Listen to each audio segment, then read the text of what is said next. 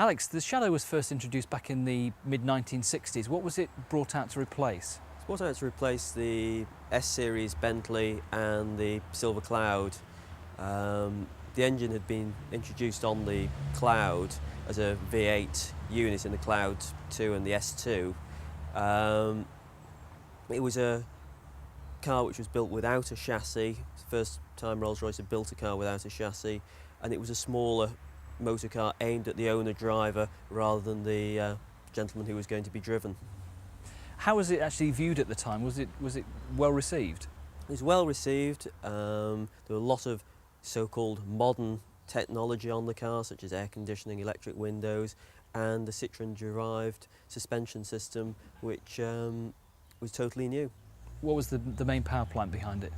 It's a V8 unit. It started off in the early Shadows. It was the same unit which had carried over from the earlier model, which is a 6250 motor car, married onto a Borg-Warner 4-speed automatic gearbox.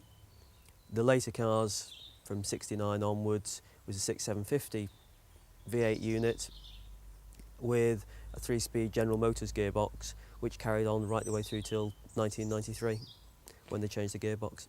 If you're going out to look for a Shadow 1 or a Shadow 2 to buy, what are the main things that you need to beware of, things that go wrong, rust points?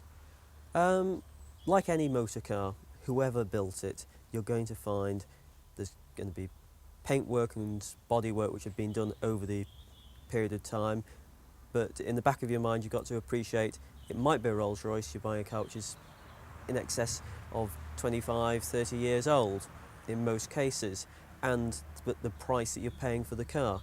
The usual areas or the grot spots, cosmetically, front and rear wheel arches, mainly rear wheel arches, and the valance which is behind the rear bumper, and the front sills.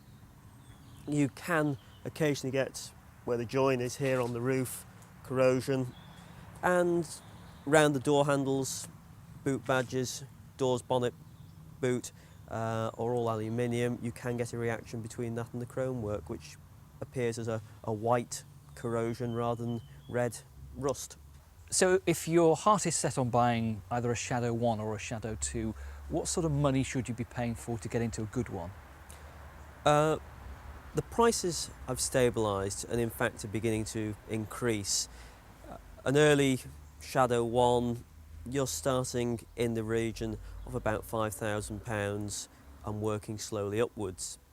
A Shadow 2, they're starting about £7,000–8,000 and increasing on from that.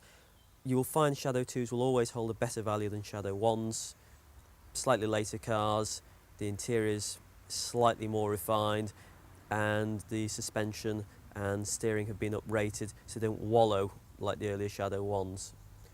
Bad colours, especially white, which only has really one market, which is the wedding market, and some of the browns and other poor colours, can affect the value of a motor car because it's personal choice.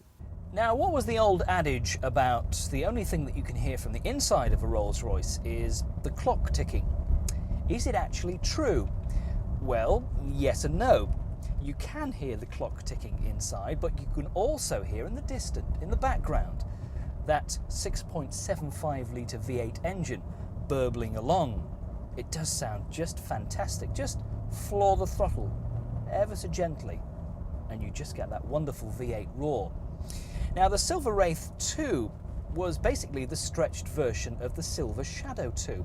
Around 2,000 Silver Wraiths 2 were produced in their time, and it is an awful lot bigger than the Silver Shadow 2, and it just has that sort of regal presence on the road, if you like.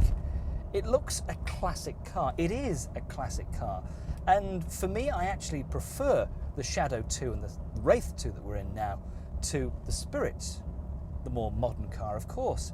But this just has something about it, presence. I don't know what it is. I mean, after all, if this is a car that's good enough for the likes of the Gallagher brothers, Noel and Liam from Oasis, who are said to own Shadows themselves, well, it should certainly be a car that's good enough for the likes of you and me.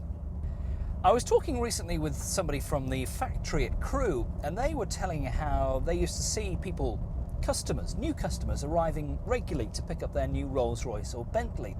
And they'd arrive with their partner, their wife usually. They were self-made people, ran their own business, had their own company. They'd worked hard all their life, and their ambition was to own a Rolls-Royce or a Bentley. And they wanted to come and pick the car up from the factory in Crewe, take delivery there, pick up the keys and drive it away. And how it was quite an emotional moment for them, because all of their life's hard work, they'd found enough money, they'd been able to afford a new Rolls-Royce or Bentley. And you can see the point in that. Something like this, which is 20 years old but still is in tremendous condition. It's done 103,000 miles. This sort of Silver Wraith 2 would cost you about £10,000, but will just keep running and running and running. The interior again is immaculate, apart from a little bit of water that's come in and a bit of damp onto the footwells around the driver's side. Apart from that, I can see nothing wrong with this car. It has an enormous boot. I mean, why not buy this to use when you've got a bit of fun at the weekend, go on long trips, go abroad, drive down to the south of France, cruise down the Corniche,